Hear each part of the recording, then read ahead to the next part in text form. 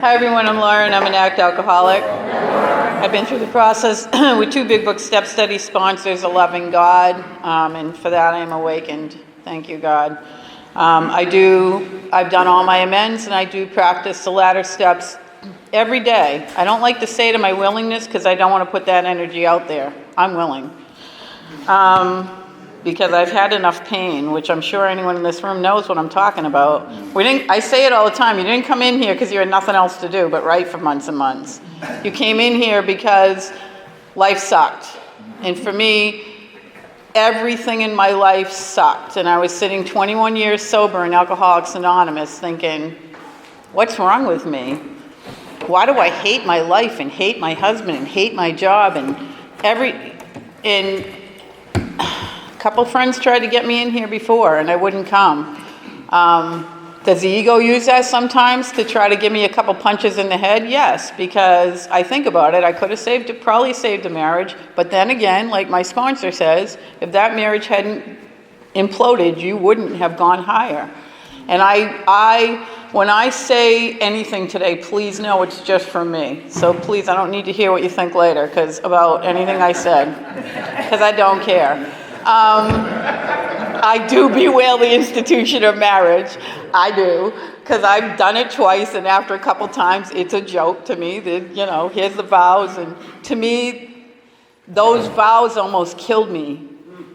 At 21 years sober, that almost killed me when a marriage was imploding, because I would have walked on glass to save it, because I had this churchy thing in my head that if this goes down, something terrible is wrong with me, and here goes another family. And the ego used that as a bat to beat the ever-living bejesus out of me. All of that aside, now about sex. Haven't had any of that for the past 3 years. Just saying. Because for me, it says here, my sex ideal, which is literally a relationship ideal, when I wrote my fourth step and I saw how deranged I was and how delusional I was and how I fell for other people's beliefs that were shoved down my throat, and they were usually wrong, and how I grew up complaining and judging and thinking I have to do things a certain way, My mother taught me a punishing God that she learned growing up because she didn't have it. She was an orphan. I didn't have a dad that I remember. He died when I was 10. He was very, very, very, very old. He was 72 when I was born. So I never saw a mother and father in a house. I never saw people being affectionate. I never saw people communicating. I never saw that. I saw brothers and sisters punching each other out. I saw my mother screaming and beating me with shoes. I thought must be how you communicate. I was never around alcoholism. My mother wasn't. I've never seen it, didn't know what it was. So when I started drinking, all my friends drank like me in the 70s. We all did coke, we all smoked weed, and we all drank. So I thought, this is normal. How would I not know normal if I'd never seen it in my lifetime? The first time I came to AA, I was like, I heard the word God, and I was like, la, la, la, la, and out I went. And that was a long time ago. My sobriety date is 10/5/88. And I came back in through a rehab and learned about this disease and learned that as a woman, to me, it was a horrible thing to have, to be a mother, an alcoholic. I was a workaholic. I'm an aholic. That's the truth. Even today, if I go on a date with someone and they don't have time to even if I have coffee with them and they don't have time to make time for me for even a date, you're an aholic, a workaholic. I'm all set. I don't settle today. Not to say I didn't. Because when I wrote my fourth step, and then it came to see how those resentments from when I was 5 years old carried through with me to the time I wrote it when I was 50, just carried through, just my entire life was shot through with fear, worry, and you name it. Unworthiness, it's still to this day, unworthiness is huge.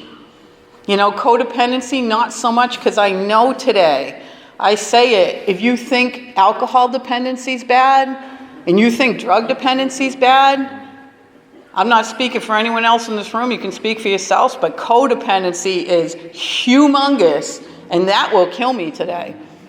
Forget the drugs and the drink. I'm 34 years away from that. The codependency will take me down and kill me. With guilt, with shame, I'll die an alcoholic death without alcohol being in my system. That's the truth. And so when I did the writing, can you tell me when it's 20 minutes? When I did, because I talked too long. When I did the writing, and I had to do the turnarounds and look at me, the ego, I can already see the ego in play, okay? Christian people, church people call it the devil. There's no devil. The devil's the ego, okay? The little fiery things are shooting are the thoughts. And my sponsor would say to me, isn't this pathetic? Isn't this pathetic, Laura? Don't you want to throw up? And I'm like, yeah, I do. And my ex-husband was not one of us, and he was already out of the marriage. He was a very shut down, quiet. I married my mother, because my mother was very shut down and quiet, and I used to call him, his nickname was Tick Tick Boom. So those quiet people walk around real quiet. They scare the bejesus out of me, and then they boom, and when they boom, he didn't boom a lot because he knew, he's living with me. My mother would do that, and I grew up thinking, what the hell? So I became total opposite my mother. I'm like a social butterfly, and I always have been. I was the cheerleader. I was a straight A student.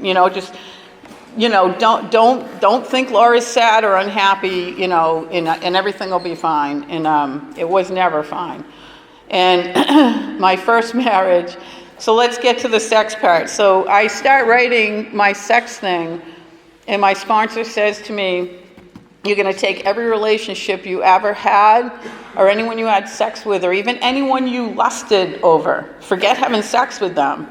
Anyone you even had these imaginary thoughts with, because these will come back and haunt me. And she said, because I'm going to show you why. You're going to need to see your behavior like you saw in your turnarounds. And when I would do my turnarounds, I could already see the ego in the beginning, and every one of my sponsees does it. Every single one of them.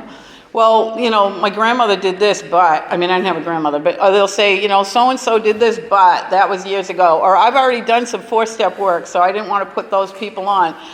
Everything after but is bullshit is what I was taught, right? Because the ego comes in and goes, you don't need to put that, no, you don't need to write, It's trying to keep its hold on me. And the ego isn't an entity any more than God is an entity. It's an energy. It's the same energy my source is, that I call source, God energy. When I say my prayers in the morning, I say God energy. For me, it's the energy in everyone and everything. Now, I have the decision every day, I saw through my writing, to hang on to God energy, love, light, and peace, or ego energy. Darkness, fear, name it. The first thing that wakes me up in the morning is usually not God energy. I'm sure it's with me all night, but the first thought is ego energy. Why? Because that's where I lived most of my life. The people that thought they were helping me, parents and siblings, taught me to live in the ego energy. I have to constantly be in check today. How do I do that? I couldn't do that. My ex-husband would even say, you people are insane. You people in AA are mental cases. And he was right, and it would get me so mad because I didn't know how not to be. Today I know how not to be. Today I can tell you I love myself, I respect myself, and I hold a very high light. One thing I've learned through this work is I will never dim my light down for sex, for a guy, for anyone, not even for my children. Because I'm codependent if I let myself be. Even on my children, I have to be really careful. Because we've already taught people how to teach, we teach people how to treat us, basically. And then we come in here and we have to find a whole nother way to treat people. But those people that we taught how to treat us don't have to do that. And we expect them to. Well, I got better. What's up with you? So I get to the So I get to the sex part, and I write down the names of people I lusted after, because I didn't have sex till I was like 17, and my mother caught me having sex and made me marry him. And yeah, told me I was dirty and God hated me and I was lucky God didn't kill me. This is what I heard. Because I had an abortion, and this is what I heard. My mother found out, and she made me marry him. And I never loved this guy. And so that caused major harm to me, to him, to everyone. I stayed married to him for 7 years because people told me that we'd kill each other, and I wanted to prove a point because that's what Laura does. I'm going to show you. I don't like him, but I'm going to stay with him. And going all the way back, though, to even boyfriends, I learned... I think as a little kid, I just felt like I didn't fit in because I knew something was wrong with me. I never knew what it was. I used to walk in the house when I was 5 years old and say to my mother, I don't like it here. And she'd slap me across the face, thinking I meant in the house. Now I know what that means. I'm a light worker, as we all are in here. Saying I don't like it here, I meant here. We all know that feeling. It's very heavy here for us. We're very sensitive souls. That's why most of us drank and drugged, probably 99%, and never knew what that was, never knew what that feeling was. Unworthiness just like ran through my family. And so, I was told, shut up and sit down, no one cares. I'm the last of 6 kids. I'm the one that's dancing around. Everyone takes a spot. I'm the one that's making the jokes and trying to get everyone to stop beating each other up. So when I always felt like ugly and something was wrong with me. And then one day I wake up and I'm like 14 years old and I got a body of an 18-year-old and these big boobs. And I'm like, all of a sudden the boys are just following me around the high school. They're just like following me because high school started in 8th grade. And it clicks in my mind, this is how I'm going to get attention. This is how people are going to love me. And now that's what I start playing that game, right? So the more jealous a boy was, the more I felt loved. I had to always be validated, and this can go on today if I'm not careful. I had to always be validated by a guy or by a friend. If someone didn't like my outfit, I'd go home and friggin' throw the thing in the rubbish because I always had to be validated. I had to be a cheerleader. I had to be an A student. I had to be the best of the best. And so I already learned this game by the time I'm 14 years old. And then I get married, and it's just drugs and drinking all the time, and that's all I hung around. I was volatile with that person. We were volatile. And it was awful. We were both type A personalities, so when we would drink, it was bad. And finally, at 25, I end that. And I'm blaming him, of course. This is your fault. Because, you were a drug addict and alcoholic when I met you. His parents were his father was an alcoholic. He came from a line of alcoholics. So I think I just got to get rid of him and we're good.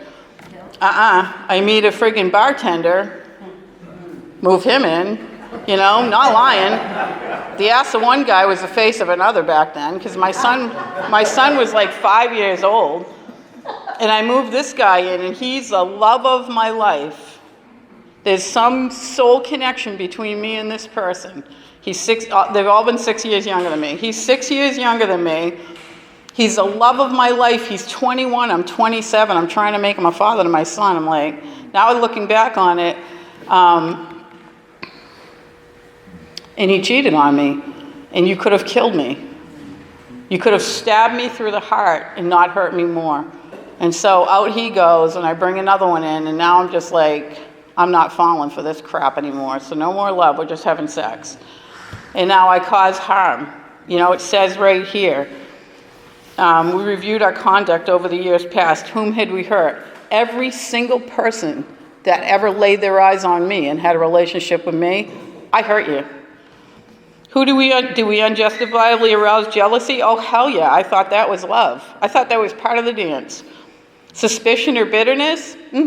All of my relationships ended in like drama, like a movie. They don't today. Where were we at fault? It doesn't matter what the other person did to me, even though that person cheated on me.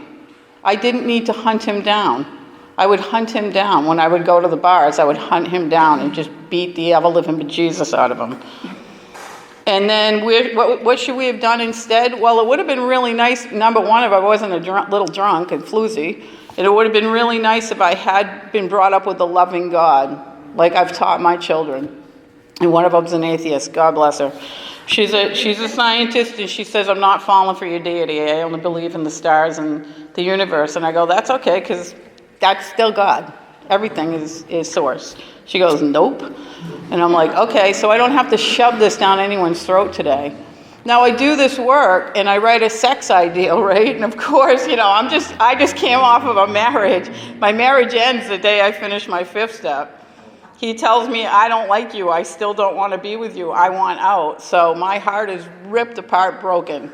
I'm reading my 5th step, bawling my eyes out. And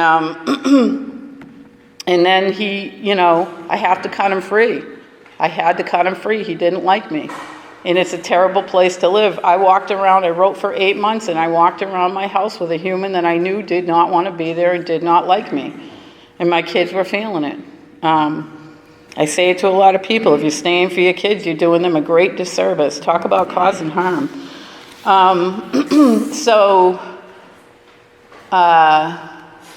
I write my sex ideal, and of course, I haven't had sex in 6 years because he didn't like sex, and I love sex. And he told me I was an animal, so I was like, okay. So I write my sex ideal, and it's, a tall, dark, handsome, loves sex guy, right? That's like it's been changed since then, guys. So I write that down, and my sponsor's like, all right, okay. And I'd call her, and I'd say, I'm so lonely, Peggy, I'm so lonely. And she's like, last year you were sitting in the house with your husband and 2 daughters telling me how lonely you were. Now you're sitting there with just your daughters and you're lonely. Have you understood that this is just a state of mind? So again, the ego's got me, right? And I've done the process, finished the process. And and then I you have to keep doing this work, kids, and it does take a while.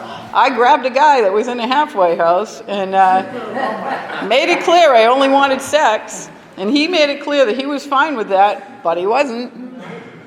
And I had sex with him, and I brought him, he followed me to Big Book step study meetings, and my sponsor would grab me by the shoulders and go, Laura, what are you doing? What are you doing? And I'm like, he's good with it, he knows, I told him, I don't want a relationship, I'm coming through, a divorce. And she's like, he's not okay with it, he's highly enamored with you. People fall in love with you because you have a light. Your light has been cleared out. We're responsible what we do with this light that we clear out by doing this work. So let me get it perfectly clear to newcomers. It isn't like you do the work and poof, some light comes in. Your light is here. Like there was some guy named Jesus that walked around and he said, there's nothing I have that you don't have. You just forgot. You forgot. And so we do this work and my channel opens up and all of a sudden I'm led to all these spiritual teachers. I don't just do this, kids. I do a lot of shit. Anyone that knows me knows I'm tapped in, tuned in, turned on all the time. Because if I'm not, I'm going to look out here and blame somebody. It's him, it's her, it's them, it's whatever. So today, how much time do I have?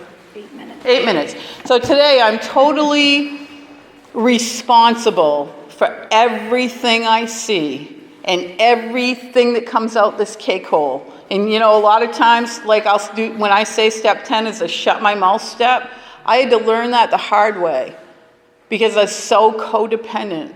And I don't just mean, when it says sex, I believe it's also talking about codependency because all of us can probably say, how do we used to do relationships? Meet someone, have sex, marry them, or get in a relationship with them and then try to love them. Even though you knew they were wrong for you, the little mind would go, but I can fix it. I can love them out of it. I had a counselor who said, I'm calling bull crap, Laura, on any human being that says, I didn't see this about him, her, in the first week. You will all see it, she said, in the first week. They let you know where their cards are. They throw the flags in front of you, and she goes, you're picking up red flags and whipping them in your back pocket. Got it, no problem, got it, got it, to the point where I swear to God this is true. She made little flags on toothpicks. Hilarious. Red, yellow, and green, and she had them in an envelope, and she wanted me to start dating, online dating. So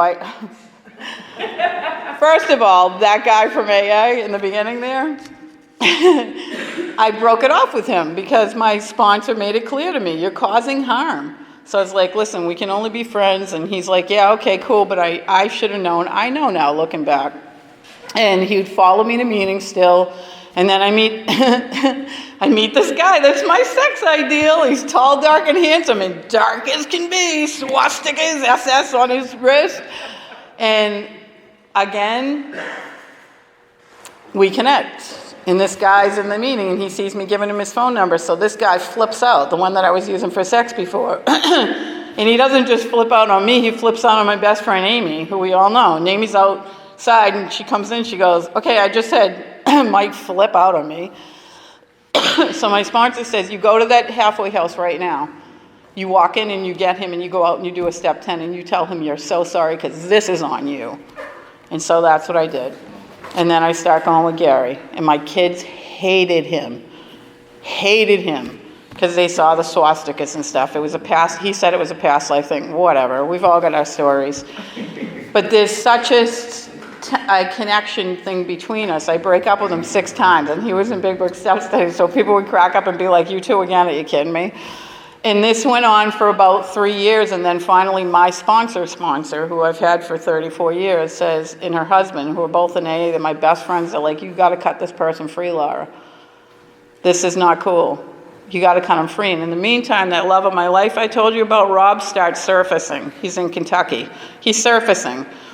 And he's like been a satellite dish even over my marriage, because of that connection. There's some soul connection between us. He was definitely a soulmate. And so was my best friend that I unplugged her last year. So soulmates aren't just your partner. And he got sober, and he drank himself to death the day before my birthday last year. And he called me before he did it, and I knew he was going to do it. And I begged him not to do it. But he did it, and it was hard. So anyone that's gone through loss, I totally get it. 5 months after him, my other soulmate, Eileen, and I took her to meetings with me and stuff. I did her whole bucket list with her last year. She had a year to live. And anyone that knows me on Facebook saw me with her all year.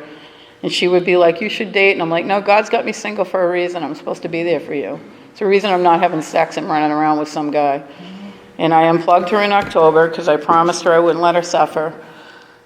These are things you can do and get through when you do this work. These are the things you can do and get through. Does it hurt? Holy shit. If I hear a song that reminds me of Rob or reminds me of Eileen, it propels me like a freight train coming in. Everyone knows how grief is. It's like a freight train coming in. However, I've done this work.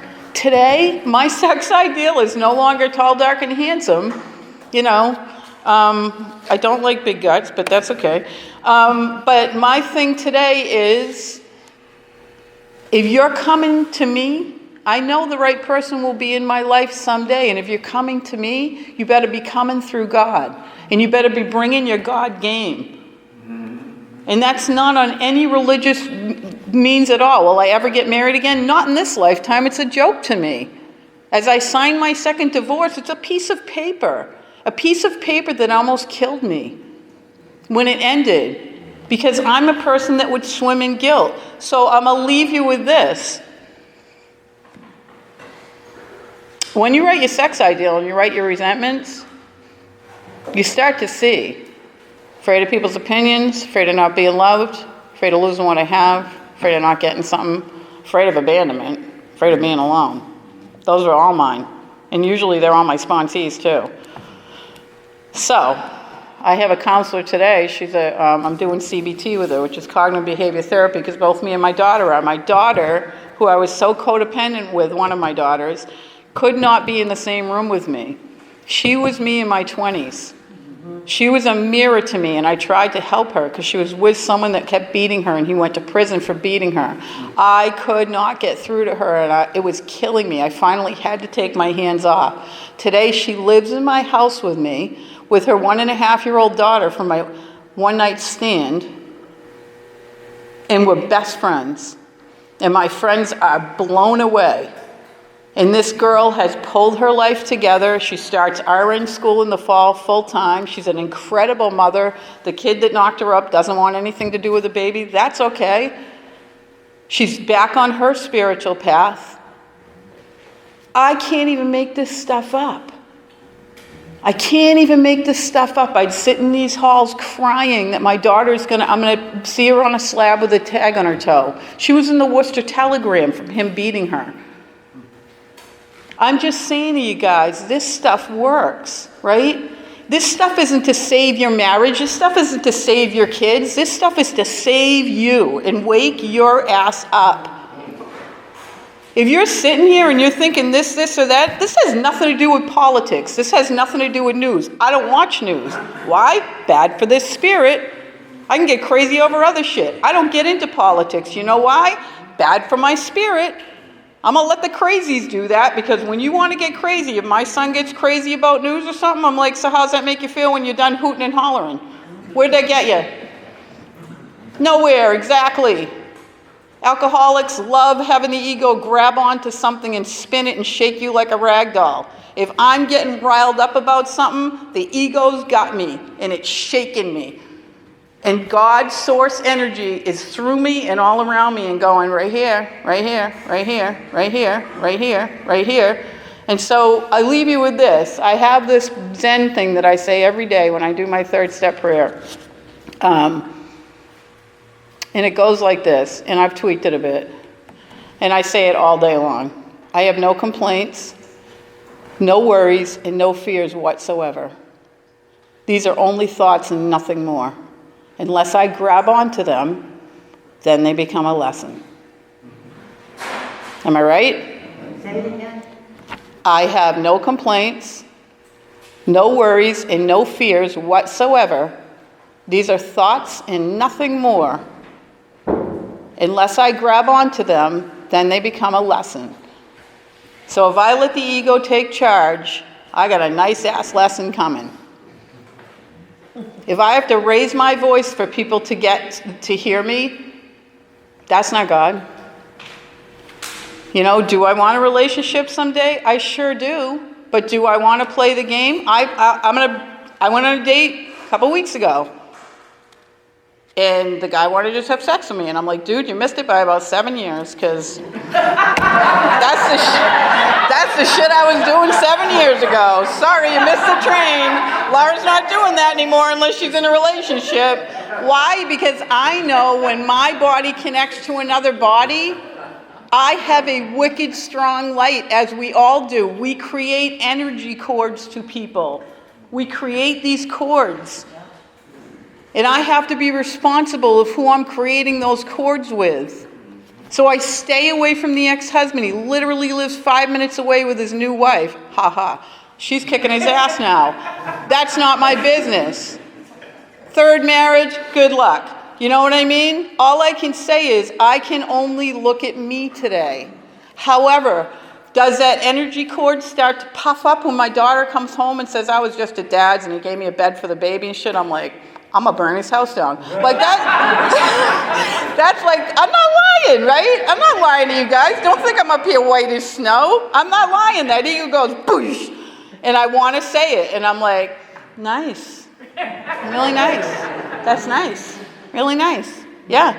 And that's it. And I had, okay, so the guy that I dated, I couldn't even hear if he was on the other end of the phone because he was so quiet. And I was like, dude, I told you quiet people scare the bejesus out of me, right? And I can't. I know in the first week if someone's meant for me or not. Another person didn't even want to meet me because he's political and he wanted someone to debate with. And he said, what side do you want? I go, dude, I'm not even on your effing street. So I don't even... Everybody knows this. Everybody that knows me knows I'm not even on your street. I ain't got time for that crazy shit. I got enough crazy shit running through here. I don't need your shit on top of my shit. So, you know, the sex part of the fourth is not just about sex. It's about the things I learned to do from the time I was little. And if I don't look at them, I'm going to continue to do them. It's the same, like they say right in here, it's the same as the resentments and fears. And my counselor that I see now, who's a real psychotherapist, she's a real doctor. The other one was a licensed social worker, but she was hilarious with the flags, that one. She said to me, you'll know when it's time to do CBT. And of course, my daughter moved in, and I knew it was time to do CBT. And my daughter's doing DBT. I don't know, it's the same thing, but for people that are beaten, I guess. I don't know. So she says to me, for 40 years, I've dealt with alcoholics, Laura. 40 years. I've never seen anyone so enlightened with you as you. Never. She goes, you work on your spirituality more than I've ever seen a human work on it. However, you all are shot through with unworthiness like I've never seen, and all someone has to do is trigger you, and it's usually a family member, and it's like someone threw a hot spear of unworthiness and unlovableness through your body and your soul. And she goes, your thing every 2 weeks is to say when anyone triggers you or says something in your head, you don't have to say it to them and look like a crazy person, I am so worthy to my God. I am so lovable to my God. I am such a worthy and lovable human being. And then, of course, bring myself back to my center, where I always say, I am, right? That's the name for God, the original name for God. I am that I am. I meaning God, consciousness, God energy, am meaning exists. So I always say, God energy exists here and now. And I bring myself to here and now. Thank you. Thank you.